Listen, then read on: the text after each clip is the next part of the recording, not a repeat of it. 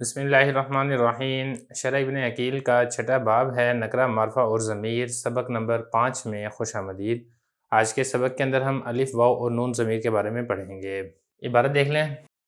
وَأَلِفٌ وَالْوَاوُ وَالنُّونُ لِمَا غَابَ وَغَيْرِهِ كَقَامَ وَعَلَمَا۔ الألف والواو والنون من ضمائر رفع المتصلة وتكون للغائب وللمخاطب، فمثال الغائب الزيدان قام وزيدون قاموا والهندات قمنا، ومثال المخاطب اعلم وعلمنا، ويدخل تحت قول المصنف وغيره المخاطب والمتكلم، وليس هذا بجيد لأن هذه الثلاثة لا تكون للمتكلم اصلا بل انما تكون للغائب او المخاطب كما مثلنا۔ ترجمہ دیکھ لیں۔ الف، واو اور نون غائب کے لیے اور اس کے علاوہ کے لیے استعمال ہوتے ہیں، جیسے کہ کاما اور اعلما۔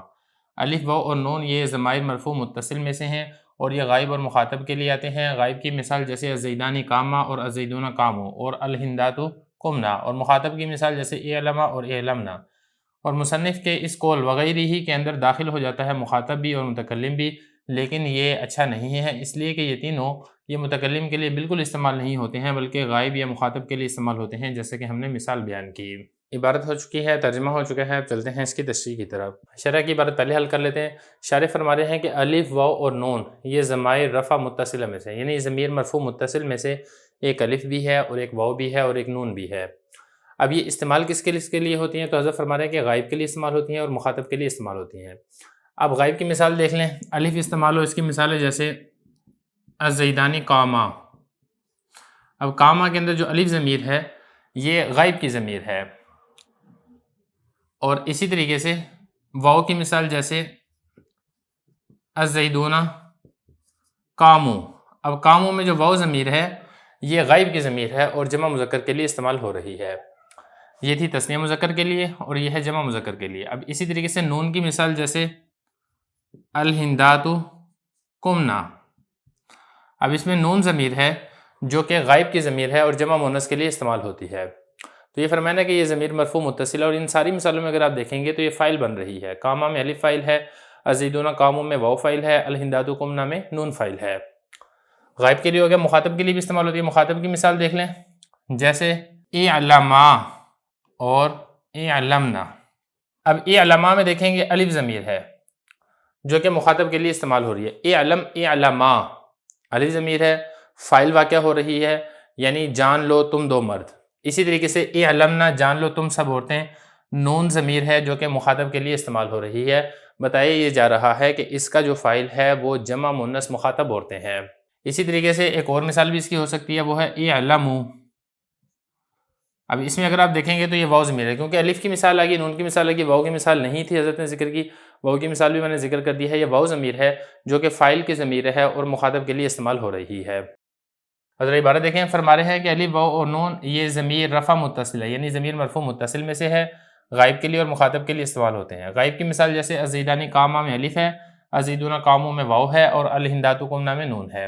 اور مخاطب کی مثال جیسے اعلما میں الف ہے، اعلمنا میں نون ہے، اور میں نے واو کی مثال بھی آپ کے سامنے ذکر کر دی ہے اور وہ ہے اعلموا۔ اب ذرا عبارت دیکھیں ذرا اس کی، الف ابن مالک کی۔ الف، واو اور نون یہ تینوں ضمیریں ہیں، لما غابا کس کے لیے استعمال ہوتی ہے؟ اس کے لیے اس کو استعمال کیا جاتا ہے۔ لام کا مطلب لیے، ما یہ موصولہ ہے، اس کے لیے اس کو استعمال کیا جاتا ہے۔ غابا جو غائب ہو، یعنی یہ غائب کی ضمیریں ہیں۔ ان تینوں مثالوں اگر آپ دیکھیں گے، یہ بھی غائب کی ضمیر ہے، یہ بھی غائب کی ضمیر ہے اور یہ بھی غائب کی ضمیر ہے۔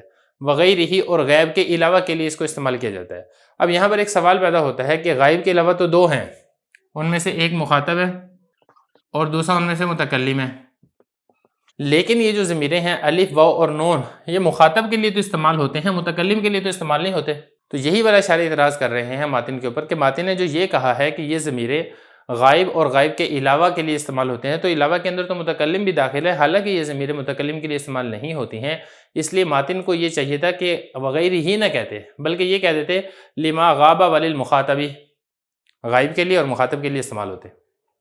بہرحال اس کا ایک جواب بھی دیا جا سکتا ہے۔ جواب اس کا یہ دیا جا سکتا ہے کہ جو ماتن نے مثالیں دی ہیں نا، ان مثالوں میں اگر آپ دیکھیں گے، کاما یہ تو مثال آ گئی غائب کی، اور اعلما یہ مثال حضرت نے دی ہے مخاطب کی۔ متکلم کی مثال نہ دینا یہ خود دلیل ہے کہ ماتن اس سے مراد غائب اور مخاطب لے رہے ہیں، متکلم نہیں لے رہے ہیں۔ اگر متکلم مراد لیتے تو پھر یہاں پہ متکلم کی بھی مثال ذکر کرتے۔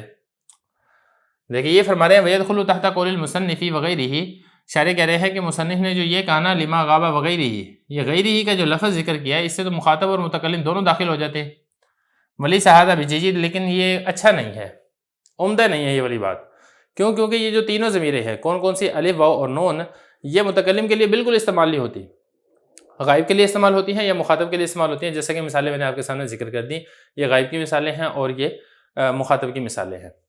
باقی یہ کہ متکلم کے لیے نہیں، وہ ساری بات میں آپ کو بتا چکا ہوں کہ جو مصنف رحمہ اللہ تعالیٰ جو ماتن ہیں انہوں نے جو وغیرہ ہی کا لفظ ذکر کیا ہے اس سے مراد متکلم نہیں ہے، کیونکہ اگر متکلم مراد لیتے تو پھر یہاں پہ متکلم کی مثال بھی حضرت ذکر کرتے ہیں.